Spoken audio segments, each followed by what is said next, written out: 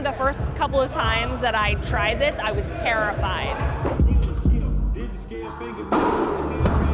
There's this trade-off between privacy and the sense of security.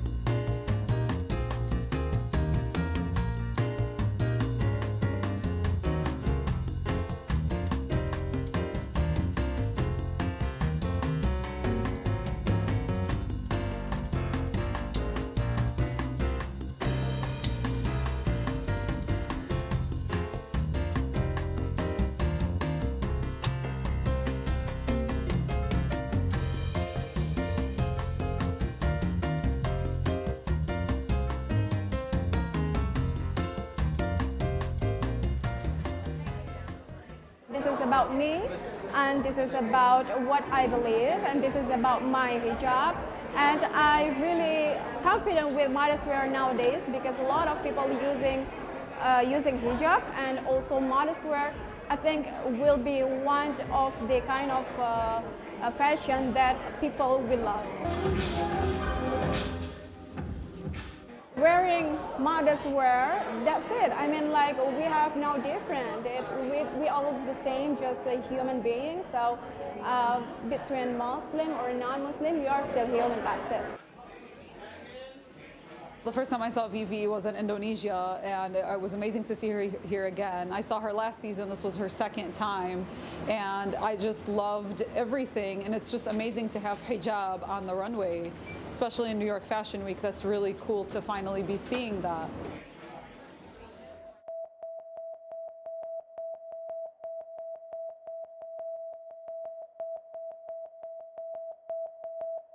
Stand by. Stand by. Stand by. I love the way that you can craft a story with TV news. WHBF is local for you. You get to write. You get to do it in the words of the people themselves. Long joins us in the newsroom. And you get to create the video that goes with it. Hey, John, mic check, mic check.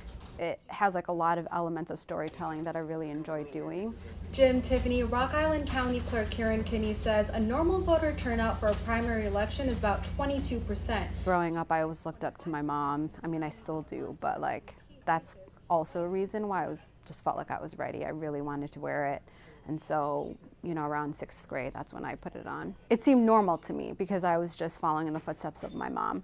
I think when you're younger, it's all about fitting in. And when you're in elementary, middle school, especially high school in America, you just want to be like everyone else. You don't want to celebrate diversity. I think I've made more of a conscious effort as I've grown older to connect more to my heritage. I have a lot of family members who don't wear a headscarf. My mom wears one, and a couple of my aunts also do.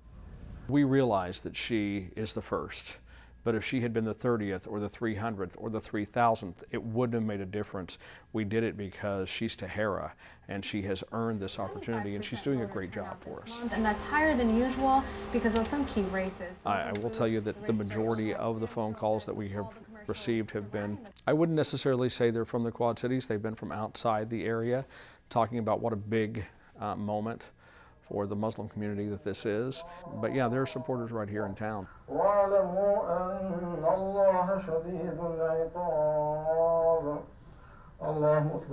So the Muslim community here is about 1,000 people altogether. So, and you see those during the big Eid celebration. Mostly Indo-Pacs, India, Pakistan, a lot of Arabs.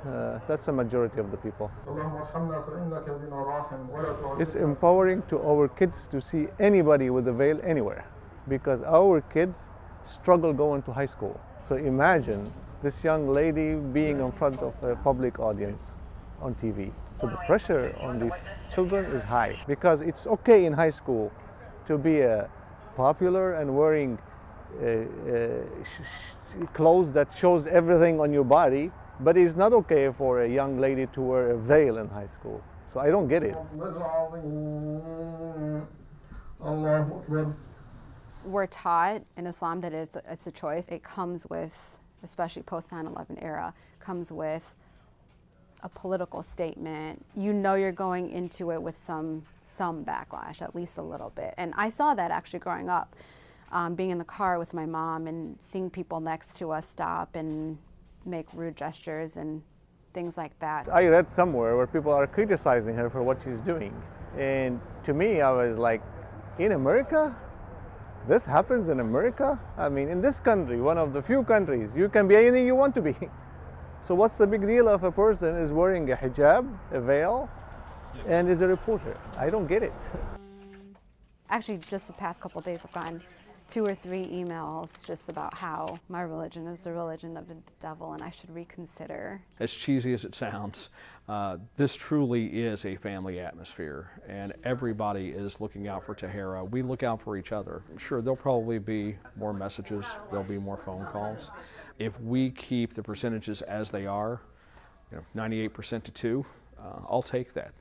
The only pressure we're under right now is the number of media friends that we have coming to visit, and it's allowing Tahira to share her journey with others, which we really want her to do. But at the same time, she has a deadline and she's expected to meet it. I do think that this is a huge moment, but at the same time, day in and day out, nothing has changed. Just because you got to where you want to go doesn't mean you work any less. This is Tahira calling from Local 4 News. How are you? I think that if you work hard, people will see that. People will see that you are deserving of it because you have the talent or you are the right person for the job. In the newsroom, Tahira Rahman, Local 4 News.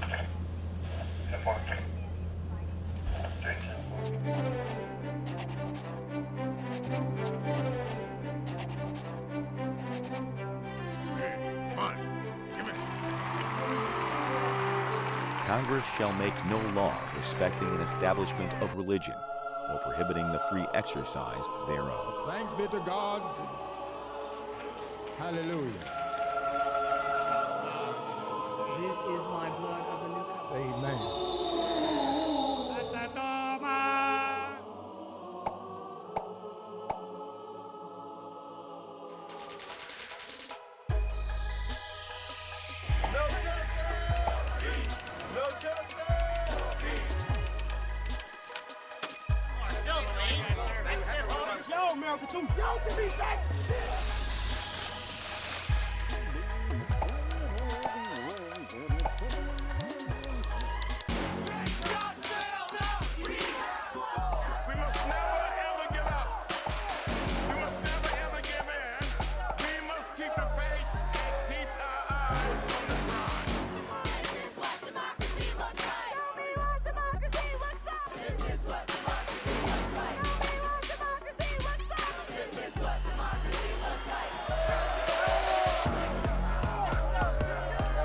Somewhere I read that the greatness of America is the right to protest for rights.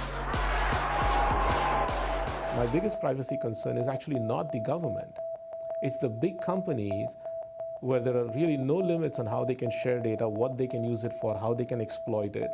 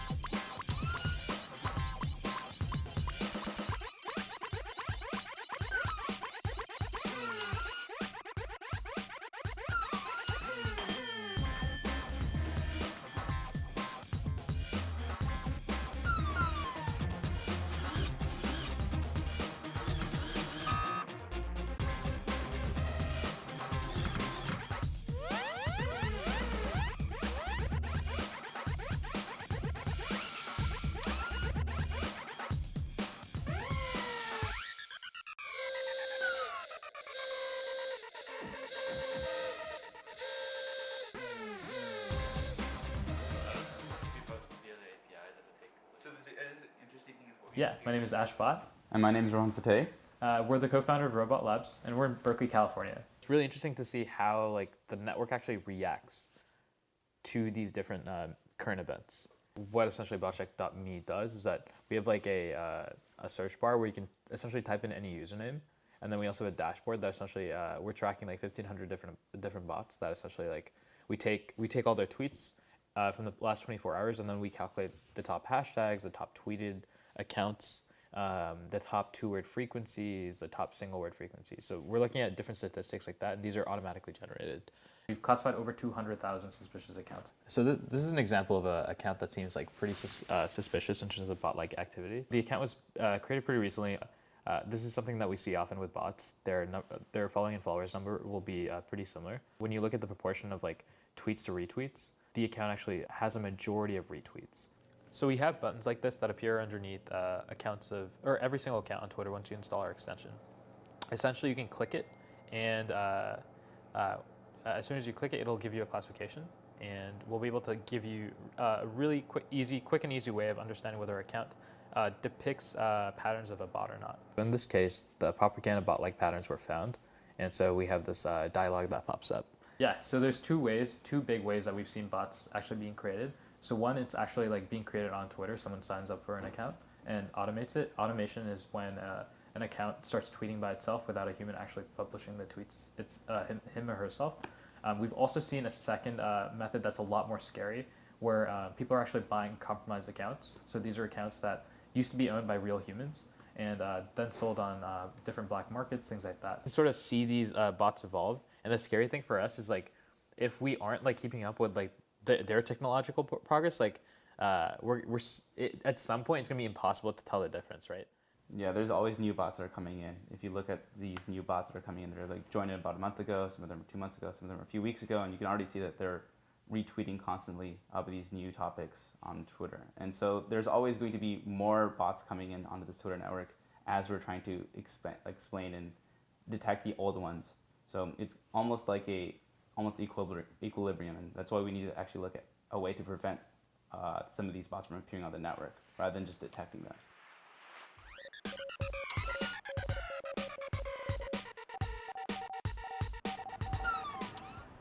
For the surveillance, you can catch the face in the public and find what you want to find. And for the commercial use, you can find the VIP when they come to a store. So you can make a special server for them. We install a complete solution that allows our customers to be able to match people who are entering their facility against a database that already exists of bad people. And so if there is a match that occurs, we're able to send an alert to a mobile device like an iPhone or an Android phone in near real time. We're always looking at technology, processes, even doctrine changes on how to better our security at an airport. My biggest privacy concern is actually not the government. It's the big companies where there are really no limits on how they can share data, what they can use it for, how they can exploit it. There's this trade-off between privacy and the sense of security.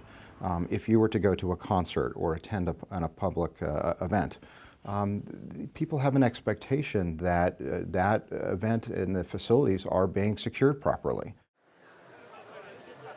We're trying to get, obviously, increase our security effectiveness as well as our security efficiency, as well as also include the passenger experience. We want to make all those things better. These companies can now collect information about you that is time-stamped, that is geo-stamped, that is temporally continuous. There is visual of you, who you're with. So you're not just, it's no longer just about your privacy. Whoever you're with, the photos you're taking of them, it's like, secondhand smoking, right? So everybody you take a selfie with, etc., you've compromised as an individual their privacy too in some sense, and we're not seeking consent from any of them. Take a case, you're at a theme park, your favorite theme park. Your child is lost in the crowd. Maybe if you have lots of cameras and you have a photo of your child, either on your phone or you have a photograph, maybe this makes it possible one day to scan through all the things and say, where is this person? Where this is going is very exciting. So, we think about everyday items that we have that are going away. Our house keys, our car keys, our ATM cards, our passwords are all starting to go away, and instead we're going to be using facial recognition. Smartphones, of course, now are using facial recognition. Laptops have facial recognition on it. So similar to bowling, you gotta hit the target and a variation of points, and you try to hit the bullseye every time.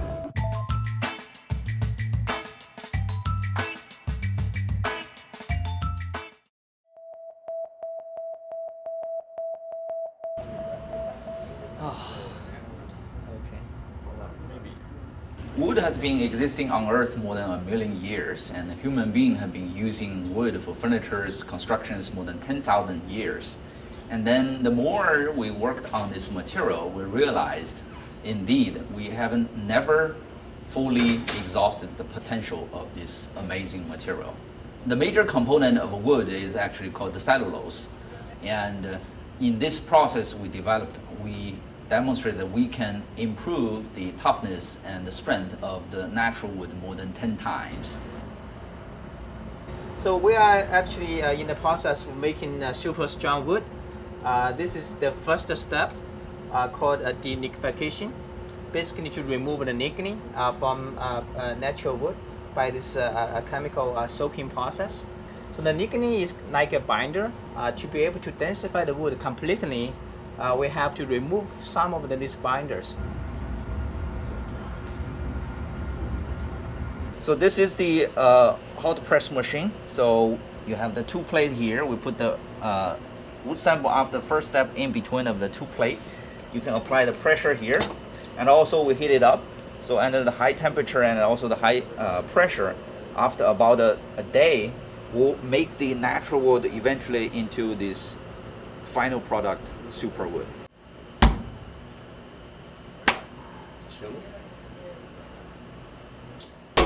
It's like a metal.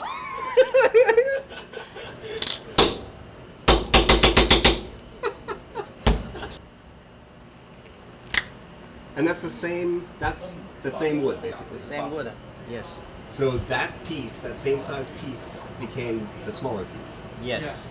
That's amazing. What uses do you see for this? So this super wood can be used for replacing steel, replacing carbon fiber, replacing even cabinet, for lightweight vehicles, for building materials, for airplanes, for wind turbines. So it really can enable a lot of emerging technologies using this low-cost, earth-abundant material. The process we demonstrated here, we showed is actually universally applicable for many species of wood. So it really doesn't matter what kind of wood you use, because we are getting out of the fundamental, intrinsic, amazing property of wood.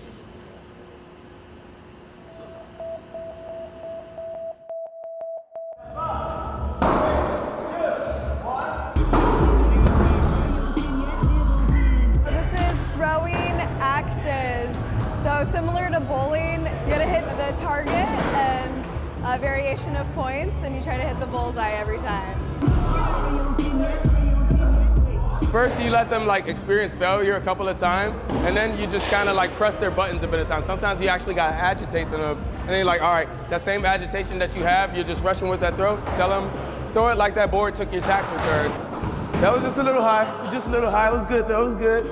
Definitely the first couple of times that I tried this, I was terrified. Did not want to touch them, did not want to pick them up. The whole time I wanted to just kind of pause and breathe. You're flinging this thing forward. Part of it, on the first rotation, the blade goes by your face.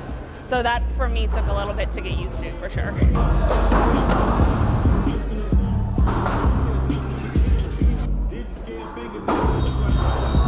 We are throwing blades around. These are sharp objects. We have these fences and everything set up over here in the aisles and everything. So unless you're throwing it with Olympic gold medalist type strength, maybe, it won't pop out that far. It definitely shouldn't.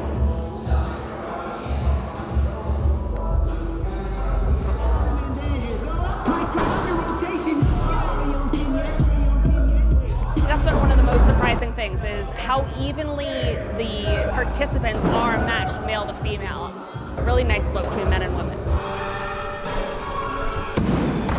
There you are. It feels like you're becoming one with yourself. Like you really get in tune with yourself. So I feel like it even uplifts your posture once you start doing it for a while. Like if you look at the people in our leagues, these people walk in here like they just conquered and defeated tigers. It's crazy, but it's a good time. It feels safe the entire time.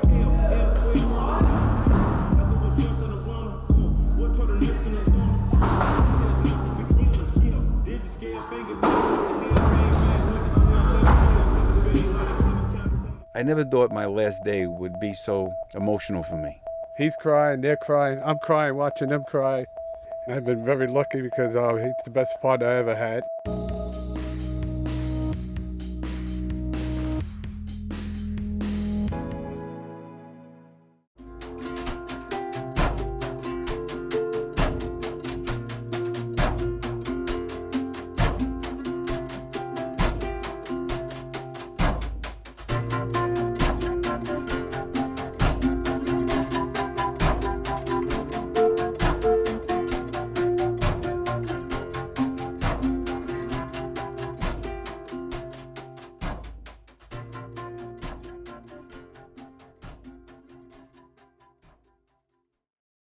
Everybody would just come out just to talk to you. People would say, "Oh, good morning, Angelo. Good morning, Eddie. You want a cup of coffee? You want lunch?" And the nuns kissing us, too. We had nuns on the route. I never had that before. The younger guys would ask me, "How did you get that?" It's just a little good morning. Have a nice weekend. Hey, you look great today. I could do 14 tons of garbage. I can't lift a baby carriage off a step and carry it down or hold someone's baby when they went to get their car. The garbage ain't going nowhere. The garbage will be there half hour from now, an hour. So when you get it, you get it. He made a statement one day that he does all the work and I do all the talking. It came out wrong. Look how he's getting at us. It just came out wrong. I deserve it. When I first came on the job, there was one old time I remember, Gordy Flo, his name was. One day he stopped the truck. He tells me, "Angelo, you look down this block first. See all the sidewalks are all crowded up with garbage?" So I didn't think nothing of it. My father always told me to respect my elders. I get to the end of the block, and he stops me again. "Get out of the truck. Look back. Nice and clean, right? People go walk on the sidewalk. Guys can make deliveries. Be proud of yourself." The day that people learned that you were going to retire, we went maybe a block or 2 blocks, and 6 people came up to him saying, "You're crazy. What am I going to do when you leave?" I'm a little bit of a marshmallow anyway, but I never thought my last day would be so emotional for me. He's crying, they're crying, I'm crying watching them cry. And I've been very lucky because he's the best partner I ever had. We used to try to take the same vacation and try to have the same day off. And I miss my partner. I feel the same way, Eddie. I'll be honest with you. I miss it terribly. I'm like that little kid looking out the window now when I hear the truck. I think I could have done another 31 years.